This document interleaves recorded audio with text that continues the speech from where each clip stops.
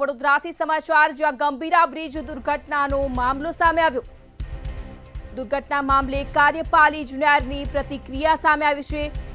ત્યારે દુર્ઘટના મામલે પ્રતિક્રિયા સામે આવી કાર્યપાલી ઇજનેર NM નાયકવાલાની પ્રતિક્રિયા સામે આવી।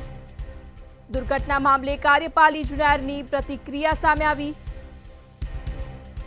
કાર્યપાલક ઇજનેર NM નાયકવાલાની પ્રતિક્રિયા સામે આવી।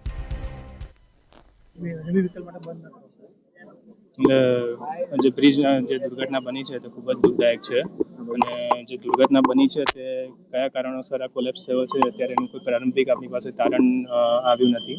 એટલે એકવાર તપાસ થઈને તપાસના અંતે આપણે ખબર પડે કે ભાઈ કયા કારણોસર આ નુકસાન થયું કે ડેમેજ તૂટીને પડી ગયો છે તે તારણ આવ્યા બાદ આપણે કોઈ પણ એનું વિષય વાત કરીશું। આપના માર્ગ મકાન વિભાગની જવાબદારી બને છે, એનું રેગ્યુલર ઇન્સ્પેક્શન થતું હતું, શું થયું હતું અત્યાર સુધી? આટલા વર્ષ જૂનો બ્રિજ છે આ, એ લગભગ 40 વર્ષ જૂનો બ્રિજ છે। જનરલી બ્રિજ 100 વર્ષ માટે આપણે બનાવતા હોઈએ છીએ, એટલે બ્રિજની લાઈફ તો હજી છે, બ્રિજની લાઈફમાં ઇસ્યુ નથી, પરંતુ સમયાંતરે રિપેરિંગ કામ પણ આમાં થતું હતું। ગયા વર્ષે આમાં રિપેરિંગ કામ કરવામાં આવેલું હતું 24-25માં, અને જે બી વિઝિટ દરમિયાન નુકસાન જણાતું હતું તેનું કન્ટિન્યુઅસ સમારકામ માર્ગ અને મકાન વિભાગ દ્વારા હાથ ધરવામાં આવ્યું।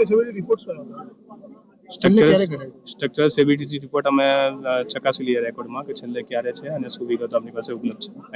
સ્ટ્રક્ચર સ્ટેબિલિટી રિપોર્ટ એ ચકાસવું હતું, એટલે અત્યારે હાલમાં વિગતો મારી પાસે નથી, અમે ઓફિસના રેકોર્ડ પરથી ચકાસીને બ્રિજ જર્જરિત હોય રજૂઆત અનેક લોકોએ કરી હતી, તો પછી હેવી વ્હીકલ માટે મંજૂરી કેમ આપવામાં આવી, કેમ એના પર બંધ? બ્રિજ જર્જરિત હોવા માટે અમને ખાડા અને એના બાબતે રજૂઆત મળી હતી કે બ્રિજ પર ખાડા ને એવું થઈ ગયું છે, એના માટે ગયા વર્ષે આખું એનું માસ્ટિક આસફાલ્ટ ની બધી કામગીરી એની રિપેરિંગની હાથ ધરવામાં આવેલી હતી અને ચાલુ ચોમાસા દરમિયાન બી એ જે એમાં નુકસાન થયું હતું તે કામગીરી સતત માર્ગ અને મકાન વિભાગ દ્વારા કરવામાં આવી રહી હતી। સ્ટ્રક્ચર સ્ટેબિલિટી ચકાસતા હોય ત્યારે ખ્યાલ ના આવે કે આ સ્પાન વચ્ચેનો જે છે એ ખૂબ નબળો પડી ગયો છે, ગમે ત્યારે પડી શકે, એવું ખ્યાલ જ ના આવ્યો? એટલે અગેન હું તમને કહું કે ભાઈ એનો પ્રાથમિક જે તપાસ આવે કે ભાઈ શેના કારણે આ ડેમેજ થયો છે, કે ત્યાં એક્ઝેક્ટલી એ મોમેન્ટ પર શું ઇન્સિડન્સ થયો હતો, એ આપણે એ જાણકારી મળ્યા બાદ જ તમે એનું તારણ કહી શકીએ। સાહેબ,